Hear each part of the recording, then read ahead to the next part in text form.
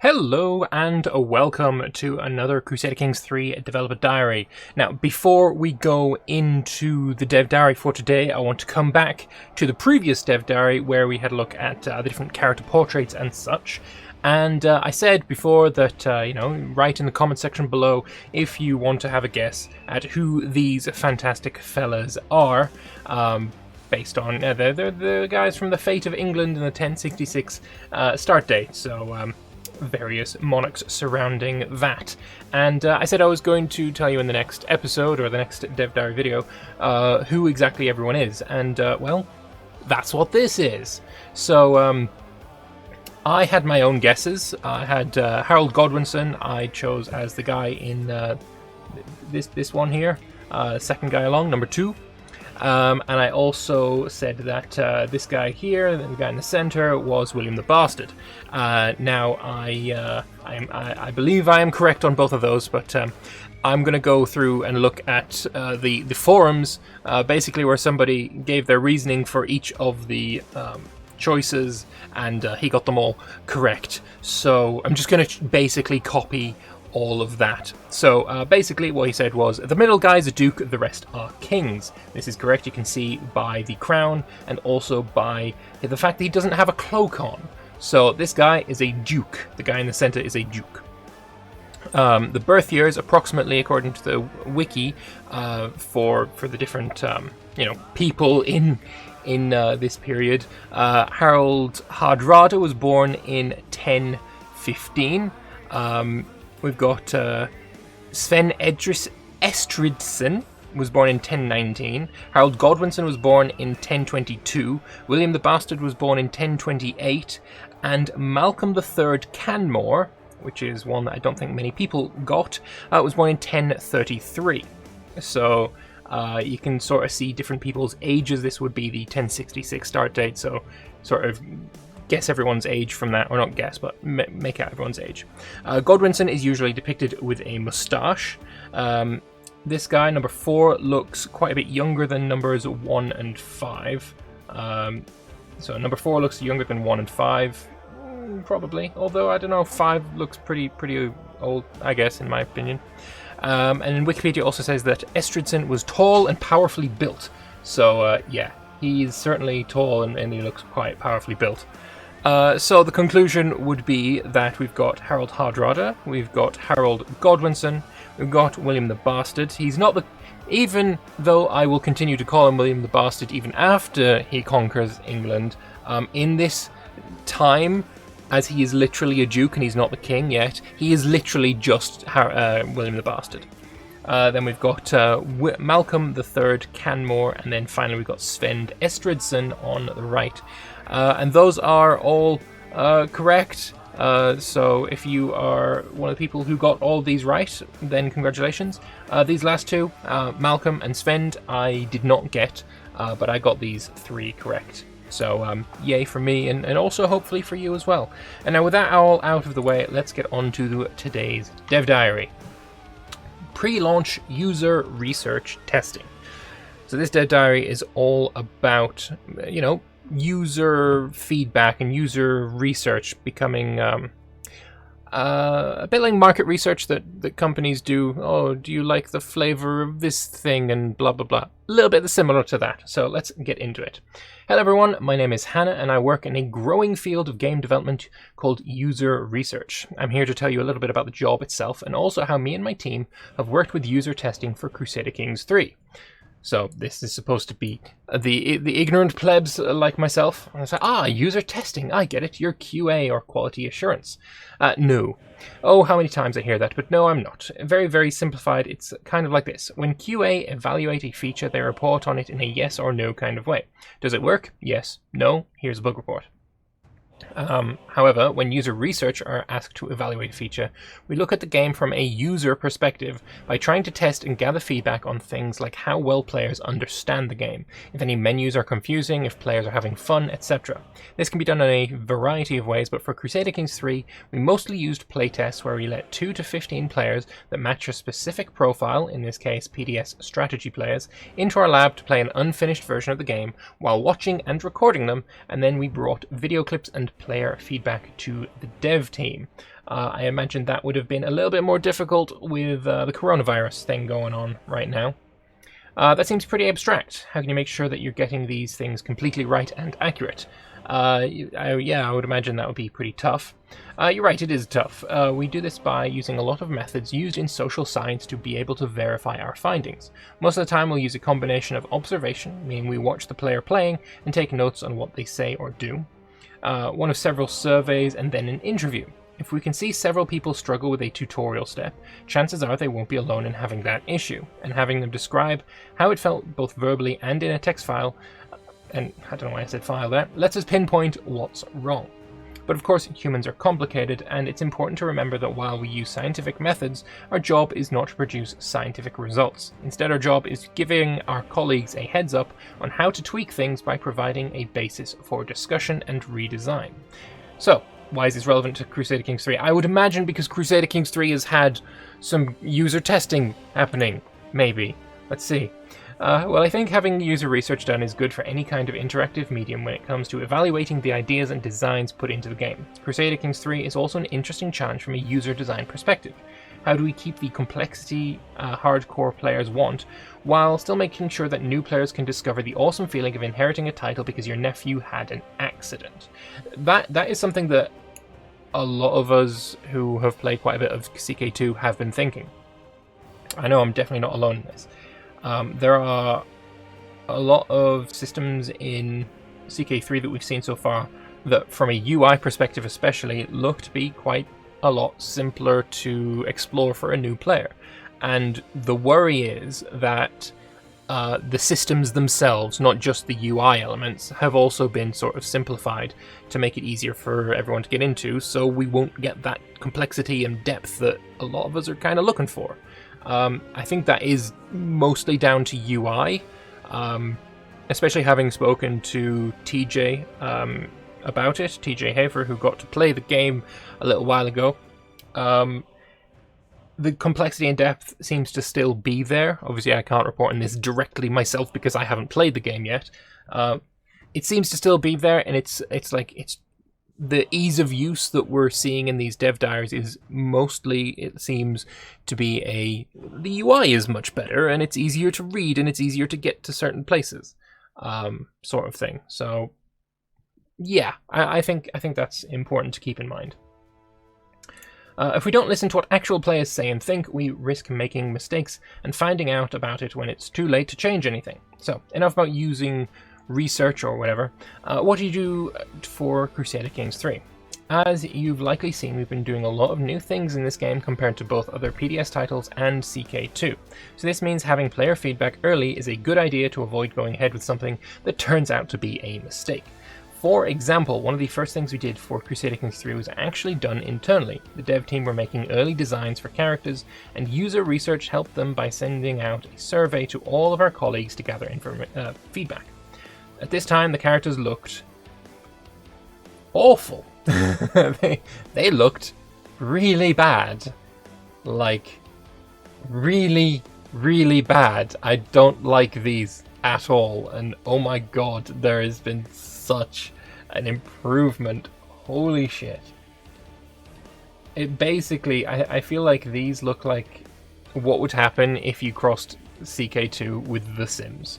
Because, yeah, I'm so glad they didn't stick with this concept. Jesus. And good thing we got some feedback, because the style turned out to be way too cartoony for most people. Yeah, no shit. It might have brought our colleagues a lot of work, but I'm glad we discovered this way before release date. And again, just like the difference, the absolute difference between what we have now, or what we're going to be getting on the 1st of September, and what could have been. Oh, Jesus, that's a massive change. Throughout the development of the game, we've also run bi-monthly 1-hour playtests with 2 to 4 players. These tests are often done in close collaboration with the UX designers, so the user experience, so anything to do with like UI and where buttons are placed and stuff, and are very focused on seeing how well players are able to finish basic gameplay actions like getting married, starting and finishing a war, setting up a scheme, and things like that. Thanks to these tests, Several changes have been made to menus that have proven difficult for players to navigate, like the council, marriage, and building menus and the siege and war overviews. But my favourite part of my work is to actually see people play and experience the game during longer playtests. For Crusader Kings 3, the most important playtest was when it was time to evaluate the tutorial and systems for in-game help. For this we had 12 participants, 6 of them with 200 to 800 hours of CK2 playtime, and 6 of them newbies, to try out the tutorial and then play the game for 2 hours using what they'd learned. And you know what? Most of them managed just fine. That's good, that means the tutorial is actually fairly decent. Which isn't something I'm used to seeing when it comes to Paradox onboarding. Yeah, I can imagine.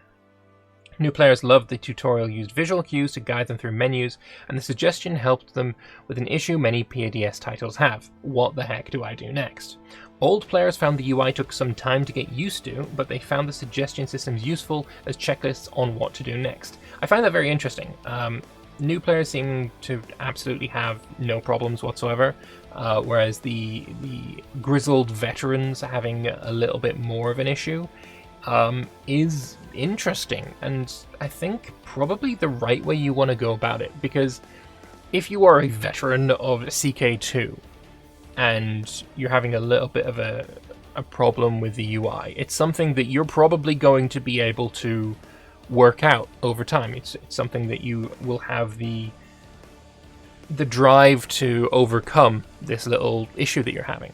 If you're a new player and you're having those same issues, you'd be like, fuck it, I can't be asked with this, and go play something else. It's the veteran that would be like, I've played 800 hours of CK2, and I've clearly loved it, otherwise I wouldn't have spent 800 hours on it, therefore I am going to get past this little issue. The new player doesn't have that hook to have them keep going, so if you're gonna have one or the other having this kind of problem, then certainly I think they had the right one have the problem. But yeah, the UI taking a little time to get used to, that's fine. That's fine. You'll get used to it. That's fine. But of course, nothing is perfect, and thanks to player feedback, we could also pinpoint areas where more work was needed for both new and old players, especially regarding the UI.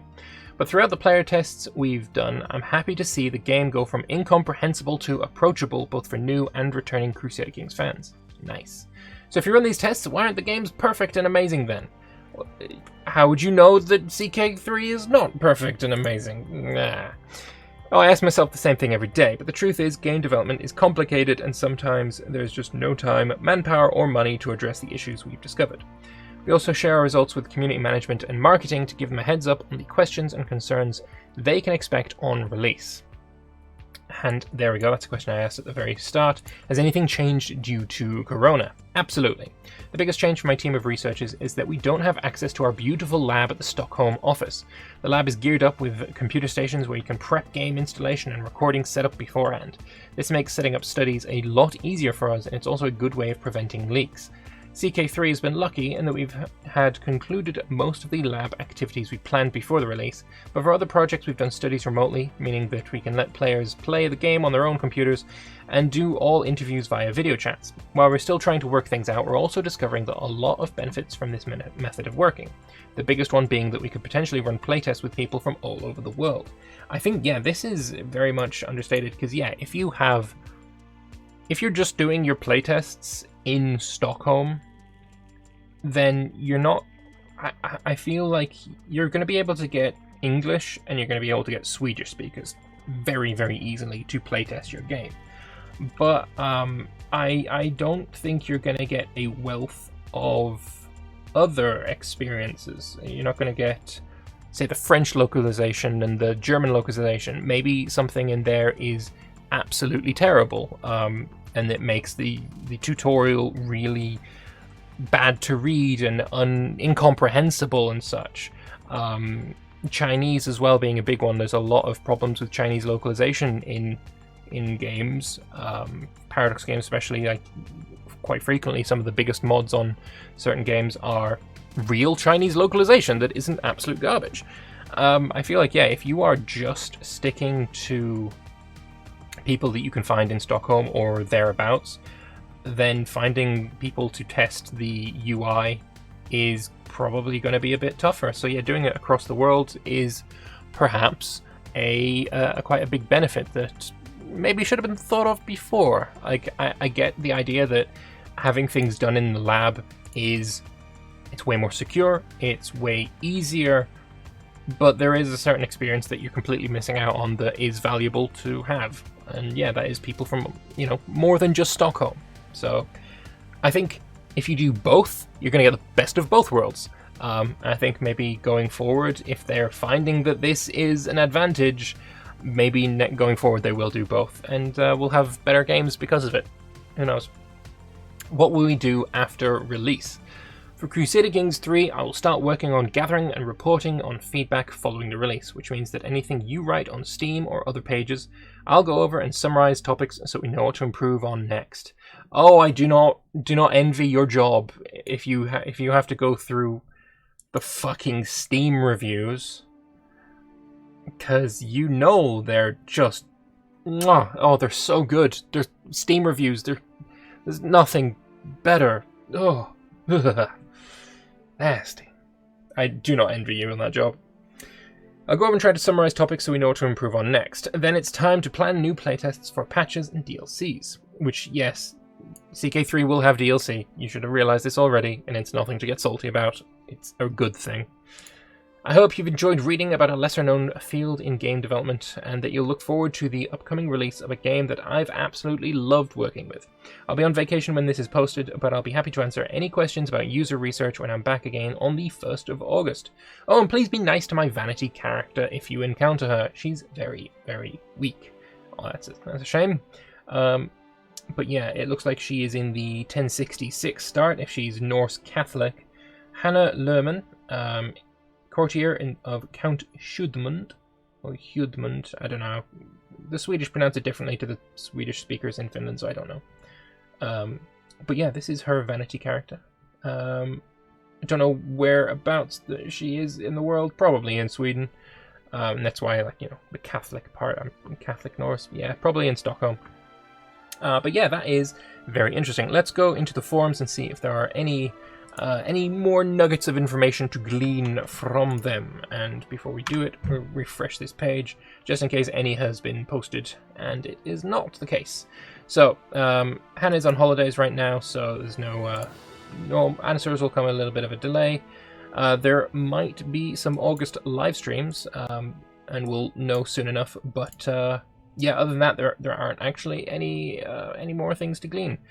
So that is the Dev Diary. I'm just going to bring you quickly to Hannah's Twitter account as well. So if you want to go and follow her there, then this will be the place to do it. So yeah, so you can play as Hannah's vanity character, which was made by Debbie I can't pronounce that, I'm so sorry, who also works for Paradox. And yeah, so if you want to go and follow the person who wrote this Dev Diary, then you can see her handle right there. Perfect. That was, I think, a pretty good Dev Diary, all told. Learning a bit about the systems that go behind the games is always interesting to me, and I hope they were interesting to you as well. So if you want to leave your comments down in the comment section below, I will, of course, be reading them. And yeah, any questions you have for me as well, I'll answer them as well to the best of my ability. So yeah, I will be playing this game. There will also be a big live-streamed multiplayer game going on before the game comes out that I will be involved in, set up by Midgeman and the Creator Colosseum, same as we had for the Emperor release for EU4. So if you want to go and follow that as well, that would be cool. And yeah, interesting times ahead. So thank you all very much for watching. I hope you've enjoyed this Dev Diary video, and I will see you guys in the next one. Bye bye for now.